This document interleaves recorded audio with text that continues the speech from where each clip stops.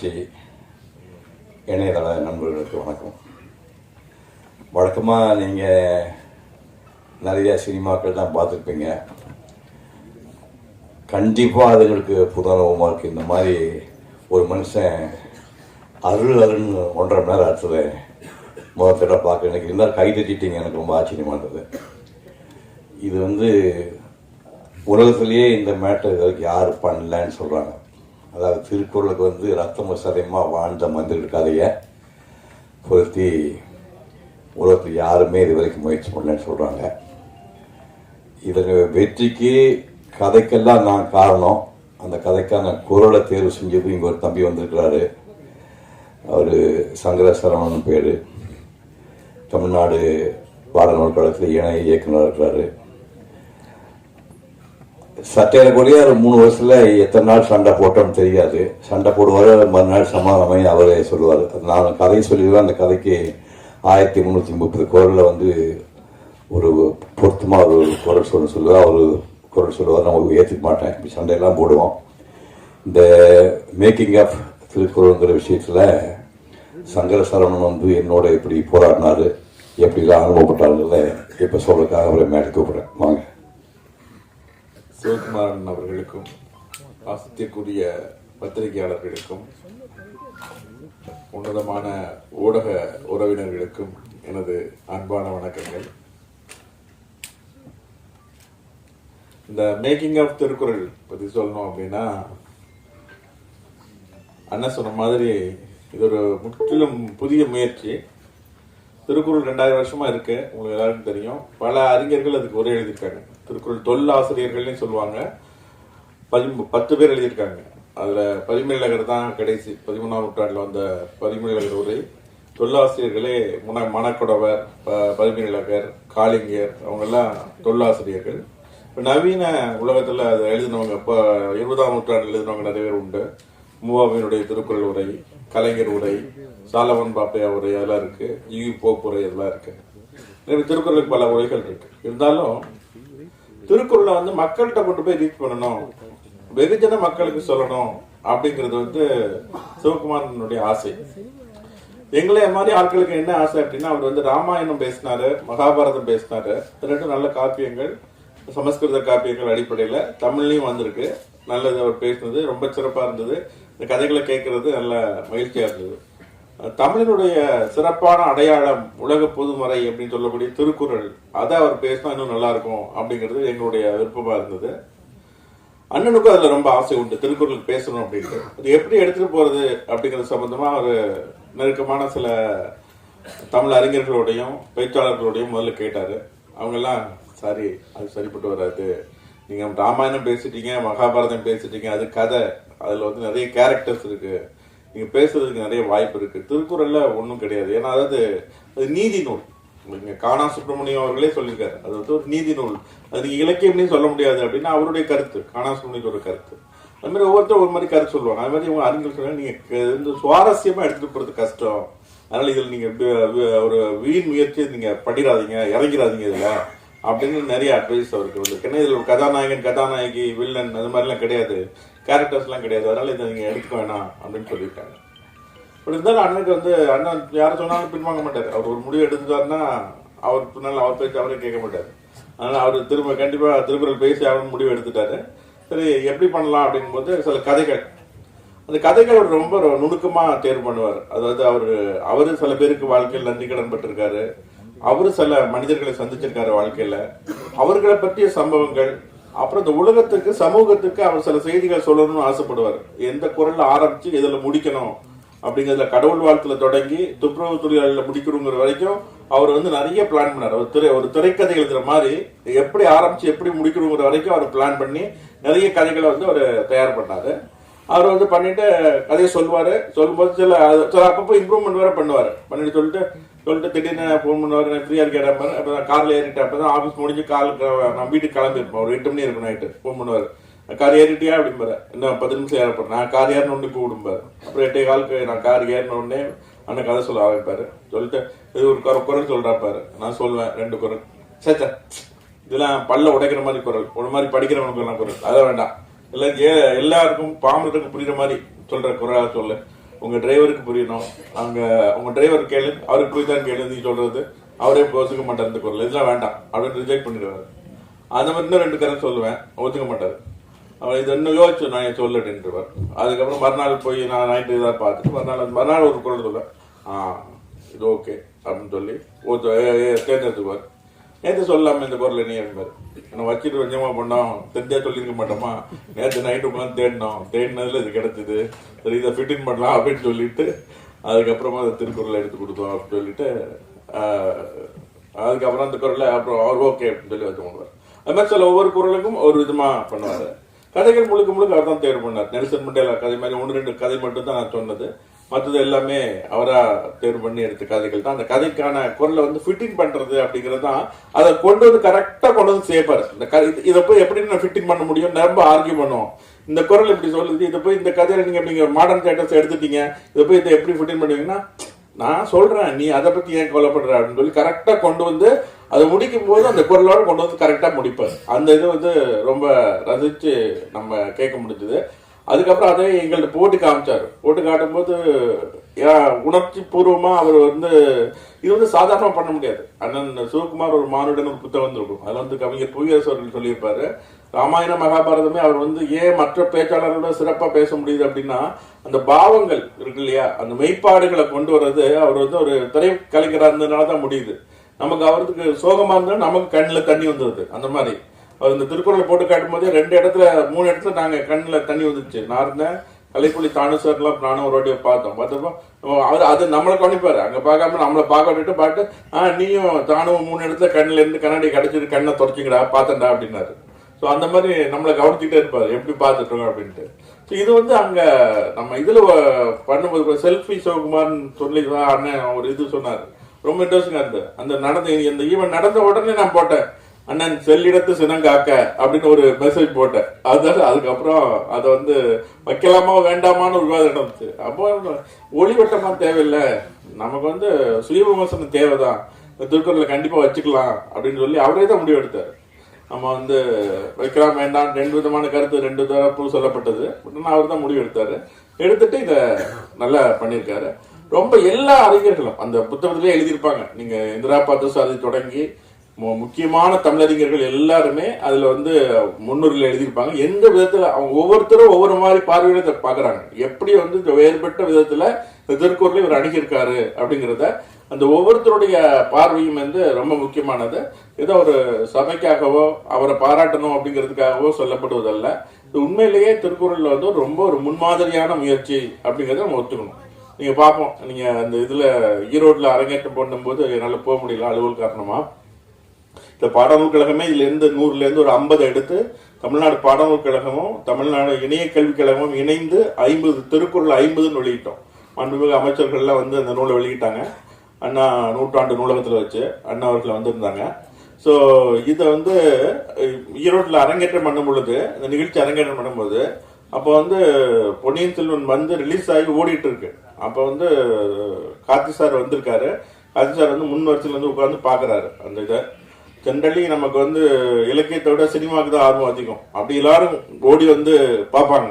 ஆனால் வந்து எல்லாரும் கார்த்தி சாரை பார்க்காம, கார்த்தி சார் உட்கார்ந்து இருந்தாலும் அமைதியா உட்கார்ந்து அண்ணன் பேசுறது கேக்குறாங்க. அப்படின்னாலே வந்தியத்தேவனையே வள்ளுவர் ஜெயிச்சார்னு அர்த்தம்.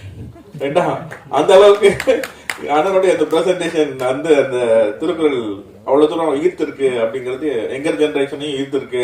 அவர் நினைச்சதை சாதிச்சுட்டாரு அப்படிங்கிறது தான் என்னை போன்றவர்கள்லாம் ரொம்ப மகிழ்ச்சி.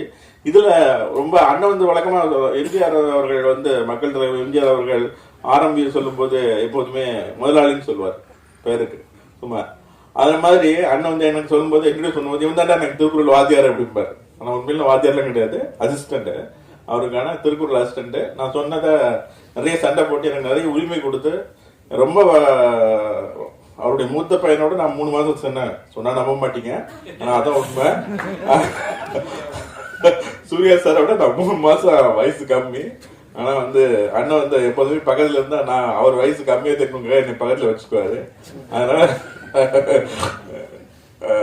எனக்கு வந்து நல்ல ஸ்பேஸ் கொடுத்து உரிமை கொடுத்து இது இவ்வளவு தூரம் அவரோட உறவாடி இந்த பண்ணது எனக்கு ரொம்ப ஒரு அனுபவம். 3 வருஷம் 6 மாசம் இவ்வளவு டெடிகேட்டடா சுகிசிவம் சொல்வேந்தர் சுகிசிவம் அவர்கள் பேசியிருப்பாங்க.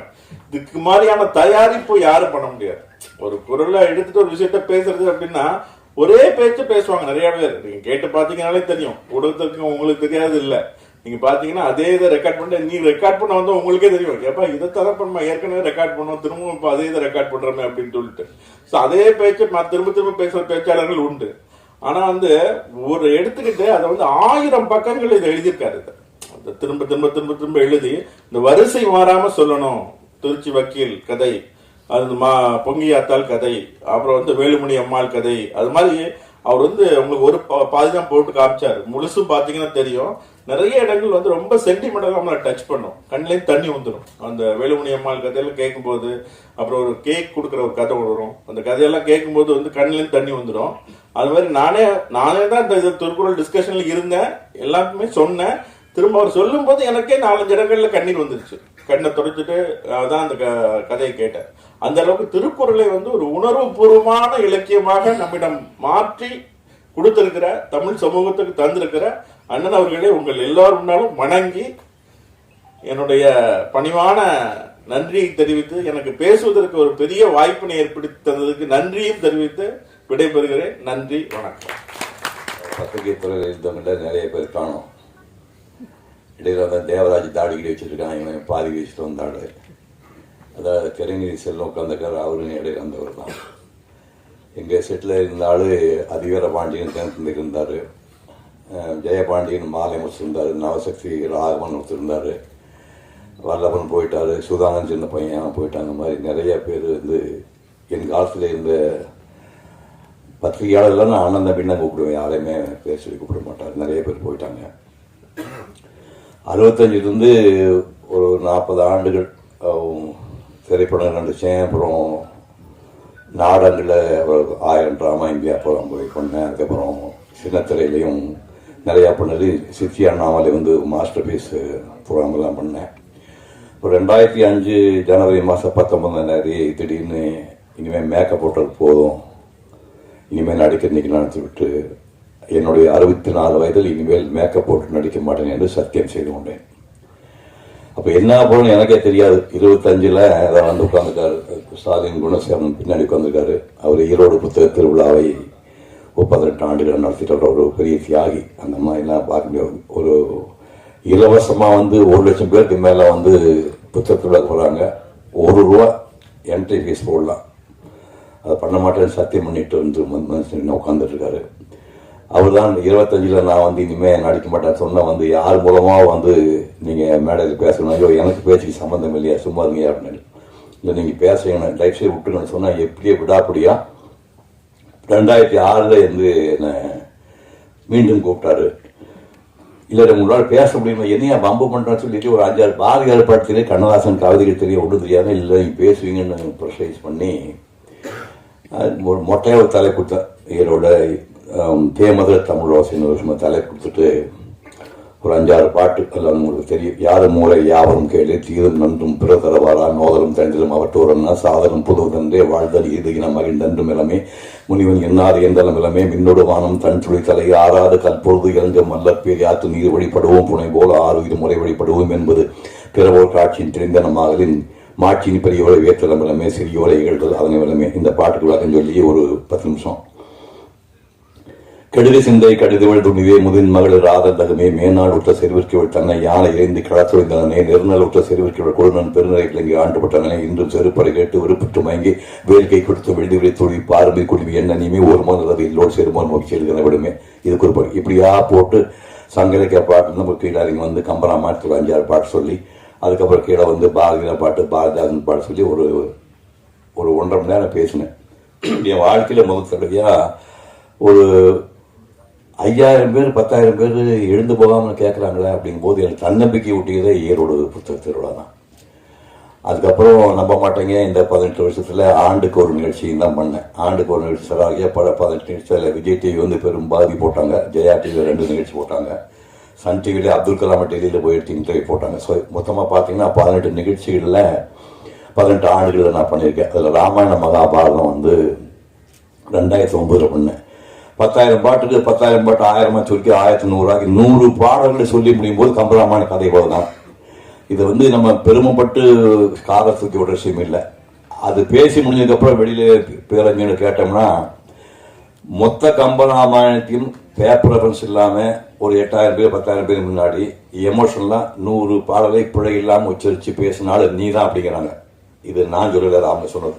2009 இப்போ யூடியூப்ல வேர்ல்டு பூரா போயிட்டு இருக்கு. கம்பனின் காலங்கள்னு கிளிக் பண்ணீங்கன்னா உள்ள வரும் 100 பாடல் வழியாக பேசுனது.